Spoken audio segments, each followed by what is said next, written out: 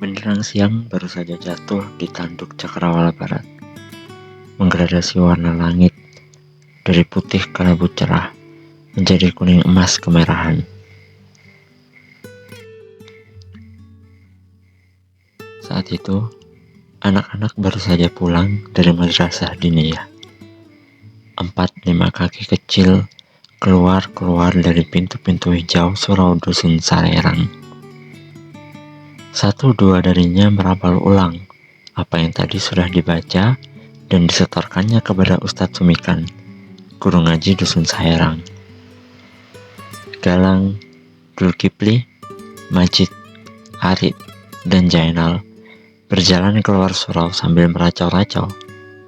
Bukan tentang ngajinya, bukan tentang kiainya, tapi tentang musim layangan yang sudah menjelang di dusun Sarerang. Deru angin yang menguat dan sisa-sisa musim penghujan yang sudah minggat menandakan tibalah saatnya penghuni lapangan kaji berlomba menambat layangannya tinggi-tinggi. Penghuni lapangan kaji adalah sebutan untuk anak-anak buruh tani dusun Sarerang yang menghabiskan sore selepas madrasah diniyah dengan macam-macam hal di lapangan kaji. Selusin anak kurang satu. Semuanya laki-laki kecuali Ari, gadis tomboy yang kata ibu kandungnya sendiri adalah titisan mbah kakungnya. Arwah kakeknya itulah yang konon menumpang di dalam tubuh Arik, sehingga membuat watak dan perilaku gadis itu lebih cenderung ke-laki-lakian. 4 anak itu saling congkak dengan gambar layangan masing-masing. Kapal terbang, Superman, merah putih, dan segitiga biru. 5 keping ratusan harganya di warung kelontong Bokpur. 4 anak, kecuali Galang. Telinga mungilnya yang legam cuma menahan isak mendengar racauan sore itu. Galang tak punya uang. Bukan, bapaknya Galang tak punya uang untuk membelikan garang layangan. Galang tak tahu kenapa para bapak teman-temannya yang lain punya uang untuk membelikan layangan, sedangkan bapaknya tidak. Yang Galang tahu adalah bapaknya baru akan dapat upah dari juragan sawah tengah bulan depan, dan mestinya begitu pula dengan bapak-bapak mereka. Tapi yang Galang tak tahu adalah para bapak mereka tak seperti bapaknya Galang, yang tiap Selasa dan Kamis tengah jalan pulang dari sawah mesti singgah dulu ke Bank Sarerang Sejahtera.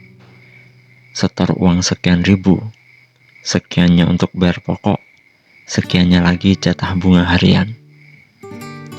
Lelaki paruh abad itu tak menyangka bahwa ternyata yang makin sejahtera dengan hadirnya Bank Sarerang Sejahtera itu bukanlah orang-orang Sarerang, melainkan justru Bu Ice, orang Surabaya yang duduk di kursi bersandaran tinggi dan meja jati paling besar di dalam kantor bank. Terbukti Bu Ice makin hari makin tampak suburnya, tak seperti dirinya yang makin tampak tulang iganya. Racauan 4 bocah penghuni lapangan kaji seperti tak bakal ada habisnya. Mengapatah mereka tak sadar bahwa ruang dada Galang semakin menyesak?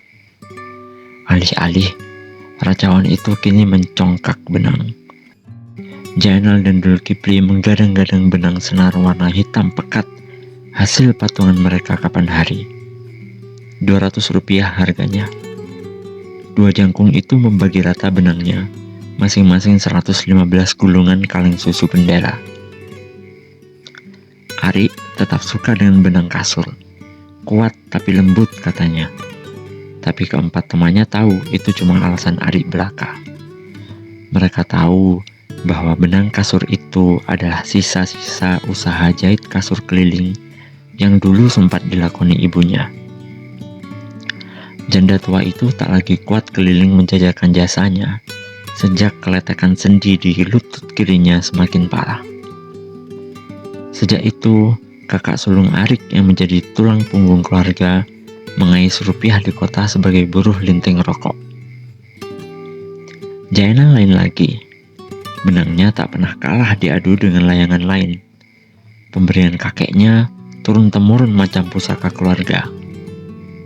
Gulungannya tak pernah pindah rumah dari potongan besi bekas rangka sepeda yang disambungkan dengan bekas as roda.